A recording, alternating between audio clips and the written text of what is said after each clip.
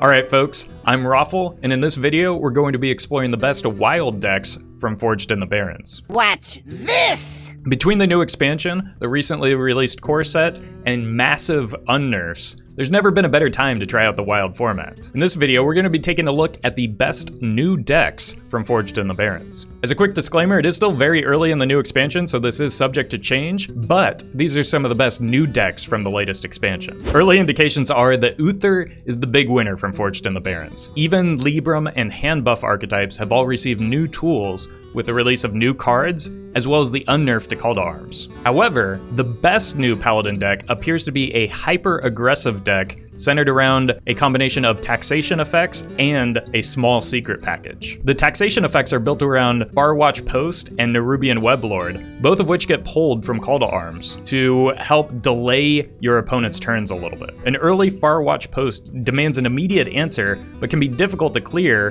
due to its effect and the fact that in aggressive mirrors, it requires the opponent to trade down their board in order to remove it from play. Not only that, the Nerubian Weblord helps slow down really powerful Battlecry minions, especially in a format where Highlander effects, such as Reno Jackson and Zephyrus the Great, are still available. And the combination of Watchpost and Nerubian Weblord really wreaks havoc on two of the most popular decks prior to the expansion in Dark Glare and Secret Mage, both of which really rely on low-cost cards and Battlecry minions in particular in order to get a lock on the board or swing it back in their favor. After using these taxation effects to cram your opponent's hand, you can rip a Divine Favor to reload and start again. Moving over to the secret package, this deck really makes great use of Sword of the Fallen to pull key secrets such as Omayog and Redemption, really frustrating opponents and making those taxation effects difficult to clear or allowing them to come back into play. In general, this looks like the deck to beat from the new expansion, and a lot of players have been getting high legend ranks, and the win rate over on HS Replay is looking pretty ridiculous. Next up, we have Murloc Shaman, which is an archetype that has popped up in the past, but new Murlocs that help swing the board have really shored up one of this deck's biggest weaknesses. In particular, Firemancer Flurgle helps you do AoE damage to the board as well as hitting the opponent's face, and when paired with a Toxfin, can give you a permanent full board clear every time you play a Murloc. In addition to that, Southsea Chieftain allows you to ping down opposing minions without having to trade off your Murlocs, and Lushwater Scout gives you Murloc's Rush, which allows you to trade down more proactively, giving yourself an advantage on the board.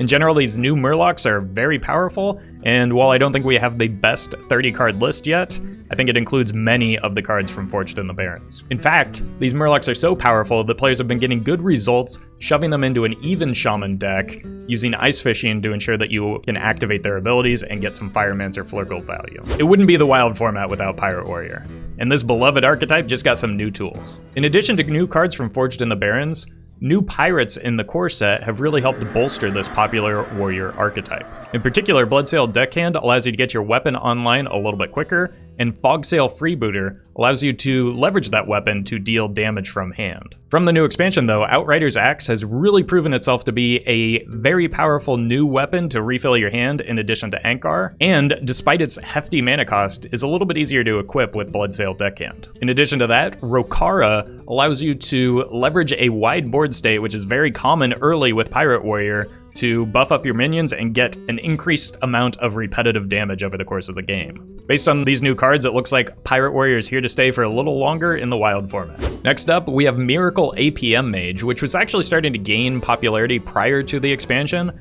but the inclusion of Refreshing Springwater has really shored up the 29th and 30th card. In the past, this deck was finding room for really low impact cards such as Icicle just to get some draw going, but in a single card, Refreshing Springwater not only allows you to draw 2, but you can actually gain mana when it's played if you've played an Incanter's Flow earlier in the game. This, when paired with things like Sorcerer's Apprentice and Incanter's Flow, gives you a lot of cost reduction that can help offset some of the difficulties in dealing with Farwatch Outpost, and gives you the ability to get online quickly and combo down your opponents before they can set up whatever it is that they're doing.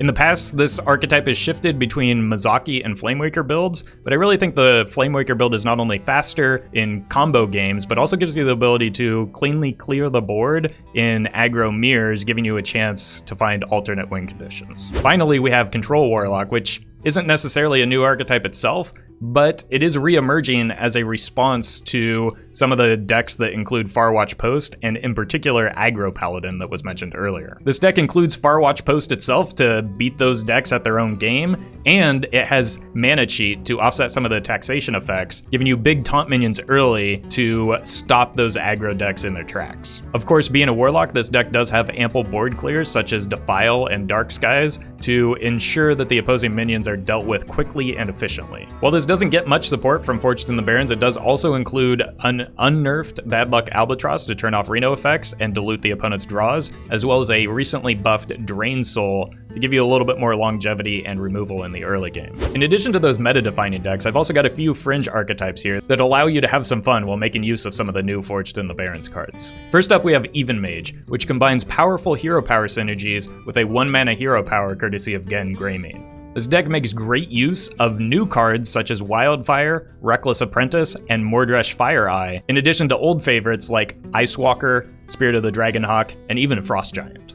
In my experience, this is actually a fairly viable deck, which had good answers to early board states thanks to the upgraded hero power, and had a surprising amount of burst once you had your hero power boosting effects online. Next up, we have Miracle Rogue, which looks a little bit different than it used to, with Field Contact as its draw engine, and Efficient Octobot and Scabs in order to reduce the cost of cards in your hand to make those combo turns a little bit quicker. You can take this archetype a number of different ways. I've seen Corbett center this around Biteweed and Edwin for massive minions in the early game, as well as Penflingers for repetitive damage and consistent draw off of the Field Contact. Personally, I had a lot of success with a build centered around a Shuffle package, which relies on minions that shuffle cast when drawn effects into your deck, such as Faldore Strider and Mankrik, and then you can slam a Stowaway to draw some cards and get those directly into play, as well as help Mankrik find his wife. Finally, we have Celestial Alignment Druid. There was a little bit of concern that this card might be a little bit busted early on in the expansion.